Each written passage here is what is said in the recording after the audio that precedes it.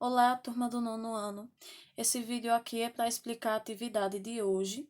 Como vocês bem sabem, nós estamos vivenciando o projeto Semana da Saudade na escola e por este motivo nós não teremos aula no Meet, só teremos atividade hoje, mas eu resolvi fazer um vídeo para explicar melhor a atividade para vocês.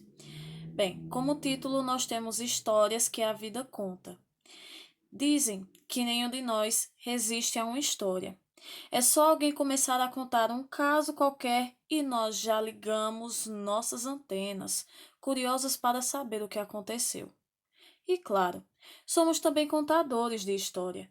Observe quantas vezes ao dia você começa uma conversa contando algo que aconteceu com você ou que viu acontecer. E aí, aqui nessa parte do texto, nós temos alguns exemplos de momentos que em nosso dia a dia nós iniciamos uma contação de história ou vemos alguém falar, né? Exemplo, eu estava no ponto de ônibus hoje de manhã e fui comprar pão e você não sabe o que me aconteceu ontem. Quando eu era criança, essas reticências no final aqui das frases, elas são ali, né, para simbolizar o que viria depois, a história em si. Isso aqui é só uma introdução. No nosso dia nós contamos e ouvimos histórias o tempo inteiro, através de relatos, de diálogos simples, coisas básicas. Contar histórias, relatar acontecimentos, faz parte da nossa vida. Continuando. E por aí vai o fio das nossas conversas. Temos todos um bom estoque de histórias vividas e ouvidas, mas também daquelas que inventamos, porque, afinal, nossa imaginação é muito fértil e que poderiam ter acontecido.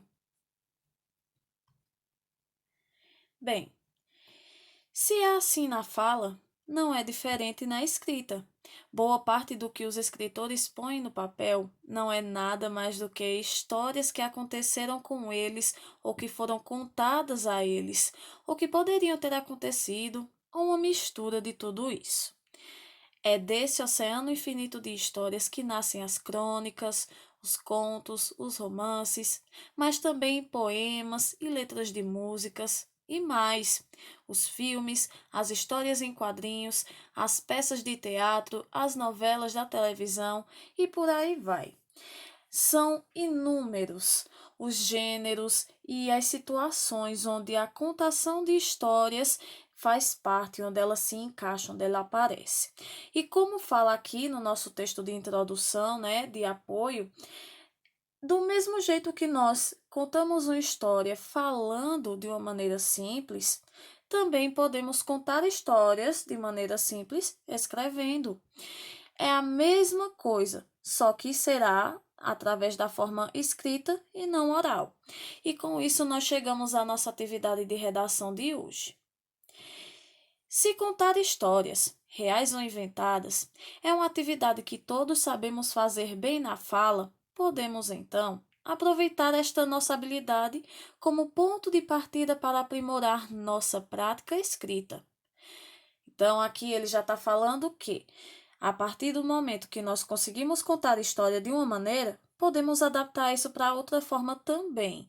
E é isso que vocês vão fazer. Vocês vão pegar uma história que tenha acontecido, ou até inventar uma que vocês imagine que poderia ter acontecido.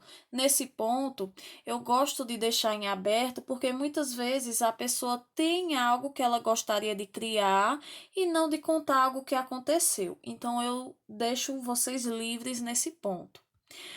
Tendo em vista todos os pontos citados acima, e em correlação com o projeto Semana da Saudade que vivenciamos na escola, produza um texto contando uma história sobre um momento, alguém ou algo que você viveu na escola. Vou dar aqui alguns exemplos. Você pode falar como você conheceu algum amigo seu, você pode contar sobre alguma coisa que você fez na escola que você gostou, você pode contar sobre como alguém que faz parte daquele lugar importante para você, sobre os professores, sobre a aula. Vocês podem contar qualquer história ou até inventá-las.